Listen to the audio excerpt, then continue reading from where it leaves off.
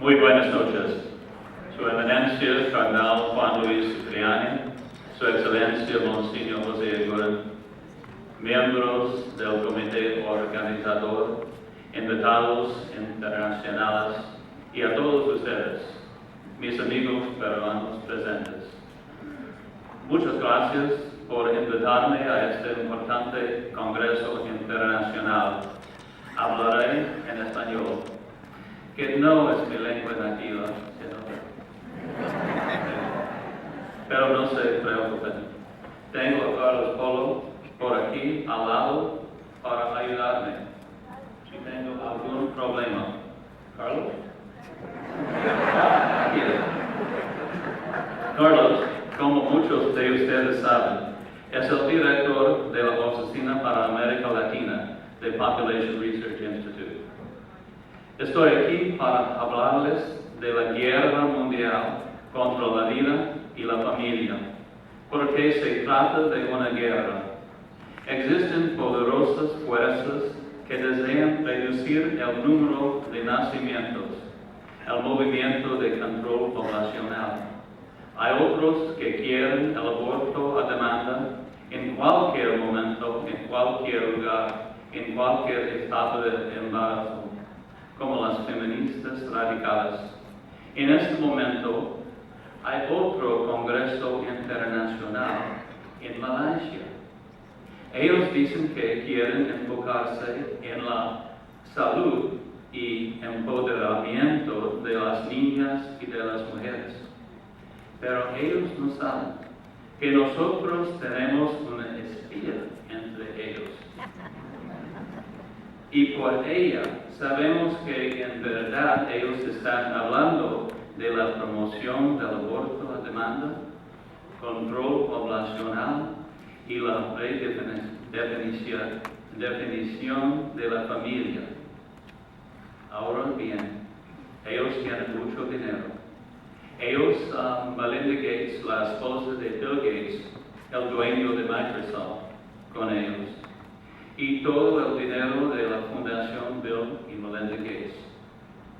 También ellos tienen en la conferencia de Malasia a los más grandes promotores del aborto en el mundo.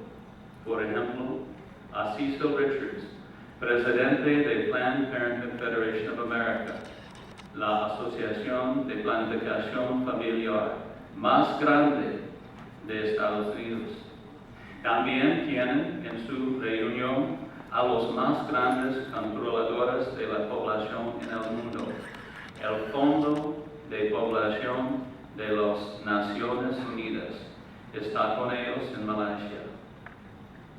Pero a pesar de su dinero y de su influencia, ellos no ganarán la lucha. La mayoría de la población mundial está contra ellos. Es por eso que ellos tienen que esconder sus verdaderos propósitos. Por ejemplo, en este otro congreso están promoviendo brutalmente y sin descanso una droga abortiva, misoprostol. Ellos hablan de usar la droga misoprostol en complicaciones post-aborto, pero en verdad quieren usarla en países donde el aborto es ilegal, como en el Perú. Hay una droga que trabaja mejor, llamada oxitocina, para detener las hemorragias en el parto. Por supuesto, ellos no promueven oxitocina porque esta no puede ser usada para abortos. ¿Y qué es lo que nosotros estamos haciendo al respecto? En primer lugar, nosotros debemos entender cómo y dónde comenzó esta guerra. Quiero mostrarles un video acerca del mito más difundido de la era moderna, el mito de la sobrepoblación. Por favor, Padre Len, muestre el video 1, el mito de sobrepoblación.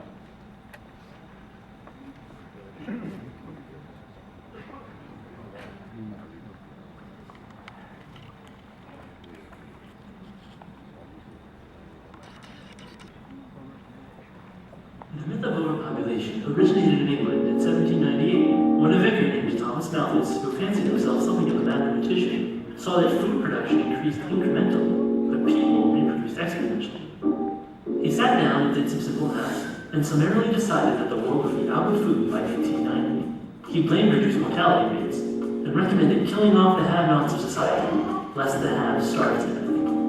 This crime was taken up by Paul Ehrlich of Stanford University in 1968, who claimed that reckless human reproduction had overwhelmed the earth. Massive famines would result, which would destroy, best case scenario, 1/5 of humanity by the end of the 70s. And the planet would follow. This fear produced large donations for the newly created UNFPA, which thrives on an imagined crisis that has been both imminent and rescheduled again and again over the past 2 centuries. The truth of the matter is that every family on this planet could have a house with a yard and all live together on a landmass the size of Texas, which is really just a small corner of the planet. The population of Earth will peak in 30 years and then start to go back down. We're not overpopulated. To the matter.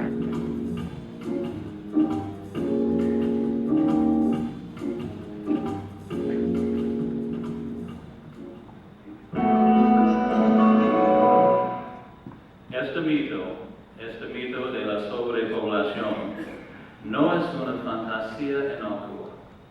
Este es un mito que mata personas. En India, por ejemplo, bajo el gobierno británico, se mataron decenas de millones. Los británicos eran maltusianos. Dejarán que la gente muera de hambre en vez de darles de comer, porque creían que en el futuro iban a ser demasiadas personas y no tendrían suficiente comida. Por lo tanto, el mito de la sobrepoblación es cruel, es un mito que mata.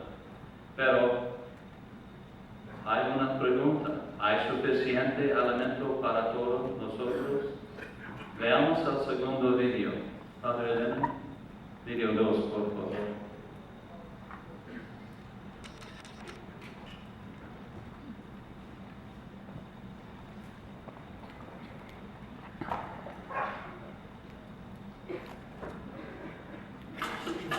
According to believers in overpopulation, there are so many of us on the planet that food production cannot possibly keep up.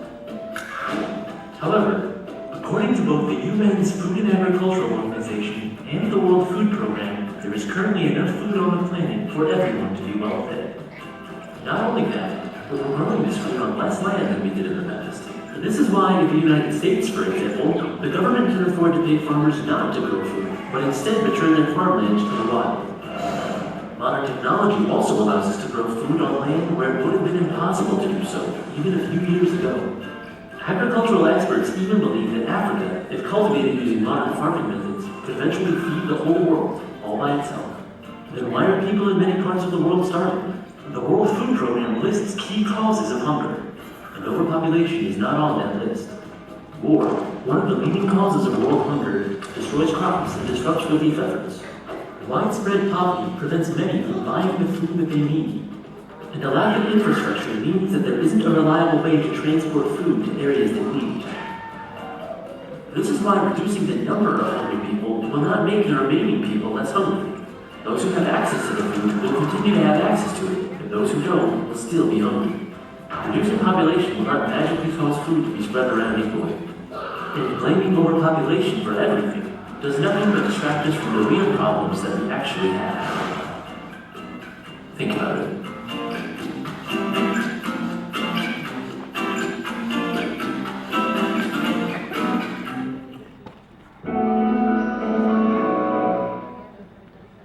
Soy un experto en China.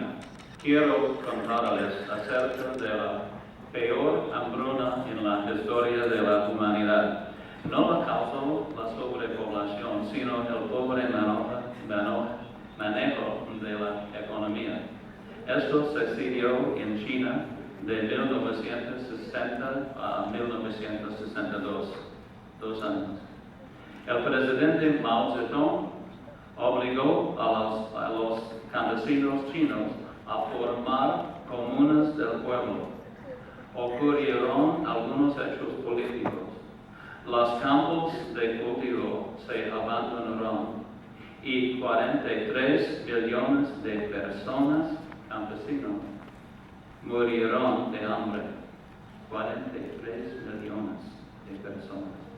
Esta fue la peor hambruna de la historia y no se produjo por la sobrepoblación, sino por el comunismo y su pésimo manejo de la economía. Ahora nos veamos video 3, por favor, Padre Elena.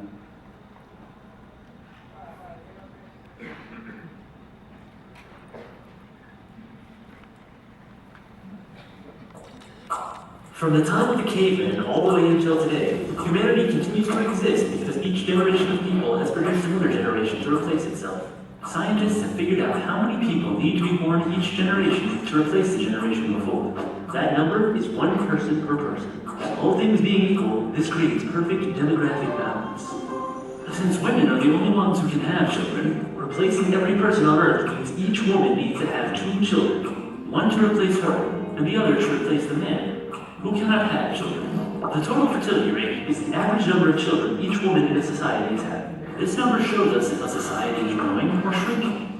In developed countries, the replacement rate birth rate is 2.1 children per woman. This will keep the population stable, but even that is assuming that every woman has children, and that there are no wars, famines, or diseases.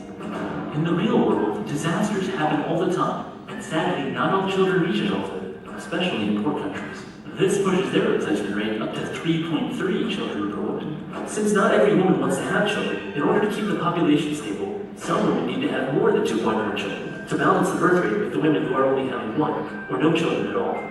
Maintaining this balance is of the utmost importance. If society does not at least replace itself every generation, human numbers begin to fall exponentially.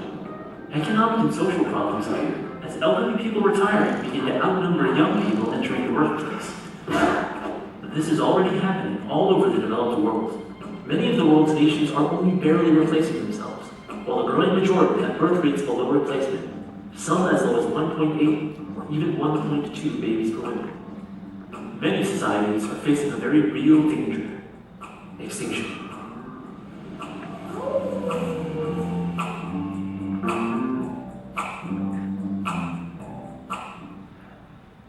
Tenemos que entender que la meta de los que controlan la población no es solamente detener el crecimiento poblacional, sino que ellos quieren reducirla.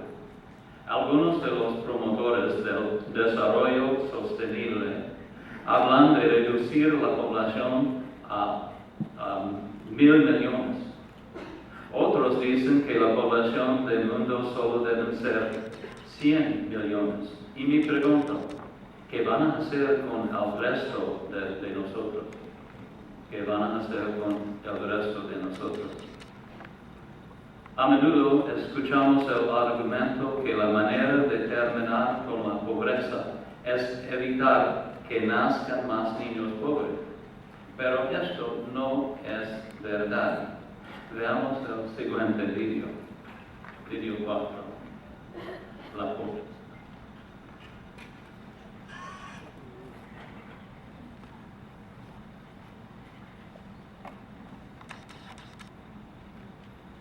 That we face the hard life of meeting our basic needs. Chances are, early humans spent a good deal of time hungry, cold, and without shelter. That is to say, poor. According to the World Bank, poverty is when people are deprived of well-being as a result of low income and aren't able to get the basic goods that they need for survival with dignity. How did any of the human race advance beyond poverty? We kept multiplying and we formed communities. In communities, people stop spending all their time on simple survival and are able to do things like divide up tasks, share resources, and pool their mental energies to come up with creative solutions to problems.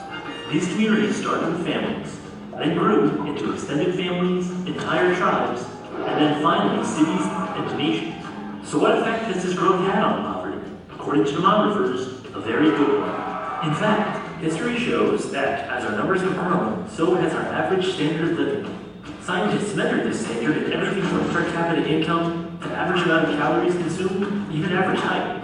And all of these averages have been increasing. Even though poverty still exists, the percentage of poor people has actually decreased as population has grown. The reason for this is that human beings are not simply consumers, we are producers. This is why, over the ages, we have learned how to do things like produce more food on less land, find better energy sources, and make sure that more people have enough to eat and a roof over their heads. This is also why, though urban poverty is still a huge problem, statistics show that the poor who move to large communities actually have better chances of rising from poverty than they did in areas where there were fewer jobs and less opportunity. For this reason, poverty is a problem that is not solved by eliminating people. Poverty has always been a problem, even when there were scarcely any people on the entire planet. People are the only proven way out of poverty. Removing them will only leave the poor right where they started. Think about it.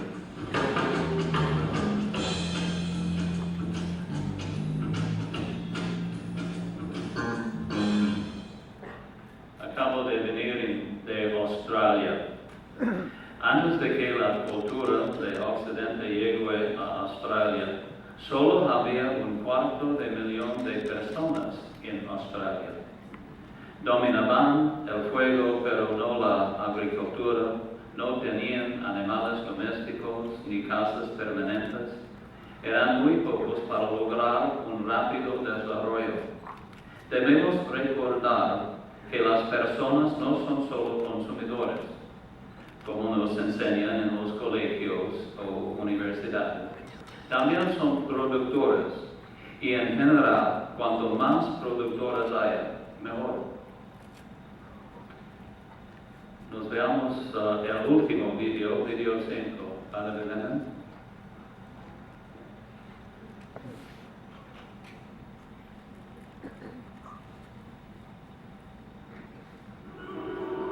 At some point in the year 2011, the Earth will hold 7 billion people on its surface, more people than any point in recorded history.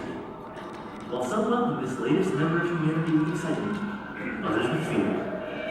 When people hear that we've been adding 1 billion people every 15 years, they imagine humanity's growth to look something like this. But 1 billion people isn't as high a percentage of humanity as it used to be. For instance, imagine this roller coaster car represents 1 billion people. If we add another car, or 1 billion more people, our train has doubled in length. But if we want to double the train again, we can't just add 1 more train car. We have to add 2. Every time we make the train longer, 1 train car represents a smaller and smaller percentage of the train. If it takes 15 years to add each new train car, then mathematically speaking, the growth rate is slower. In order for the growth rate to stay constant, the train would have to keep doubling every 15 years, instead of just adding 1 car. Human population growth is the same way. In 1804, the world's population hit 1 billion. By 1927, that number had doubled. But by 1960, that number had only grown by half. By 1975, it was only growing by a third, and then a fourth, and then a fifth. To see how population growth is slowing down, we look at a number called the global total fertility rate, which is the average number of children each woman has had. And over the last 40 years, that rate has been rapidly falling. According to the UN's current data, the world's population is due to peak in 25 years. After it peaks, it will start to go down. By the end of the century, we'll be losing 1 billion people every 20 years. This year, the world's population will hit 7 billion. In 75 years, we'll be back here again. Think about it.